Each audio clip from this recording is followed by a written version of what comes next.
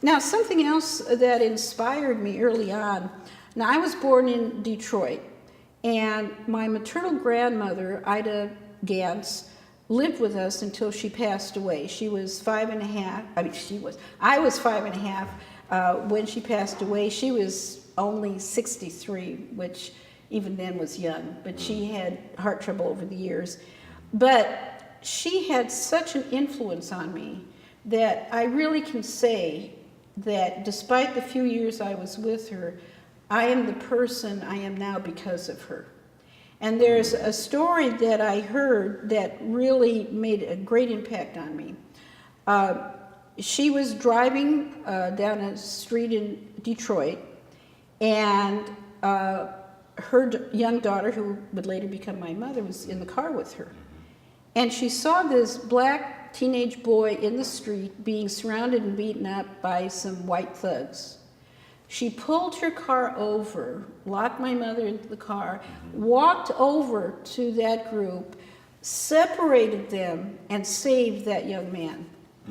And I said, Lord, please help me be the kind of person she was.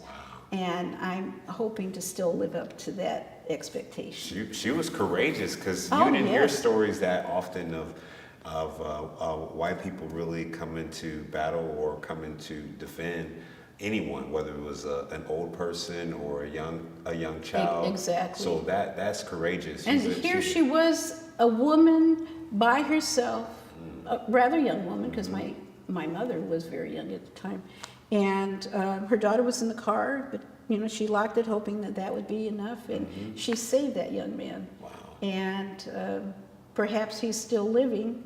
I hope he remembers. Wow, good for her. And so that stuck with you. Oh, always, to look into, I would say, situations or issues that are going on in America. Yes. That kind of like gloom over the black community.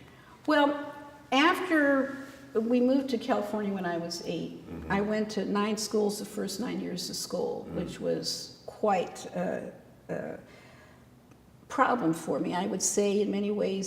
Socializing, you make friends, and then you move and you have to start all over again, and you have to start all over again. So that really left scars on me. And so the one thing I did have was my academic performance. I could always fall back on that. Finally, I went to Torrance High School for the full 4 years, and after that I went to UC Santa Barbara, where I double majored English and history. The history was American Civil War Reconstruction and Russian history. Wow. And I also minored in humanities and religious studies, historical religious studies. So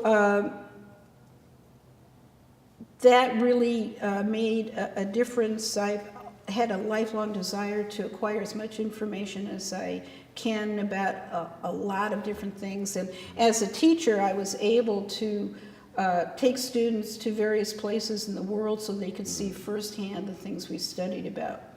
And one of the things that was important to me when I taught literature, I wanted to make sure I brought the history in so there would be context for the students and they would really understand. Right. And when I was able to take some of them to these different places, it made it very real for them. Right. And in the classroom, with all the other students, I still could say, well, Anne Frank in the annex, this is what it looked like, this was how big, this is what the attic was like, where the grain was stored and all the rats ran around, and I could really make it real for them. Paint that picture. Yes, right. yes. And so I did a brief stint after college in the Peace Corps in Brazil, and when I came back, I was able to get my teaching credential. What year was that?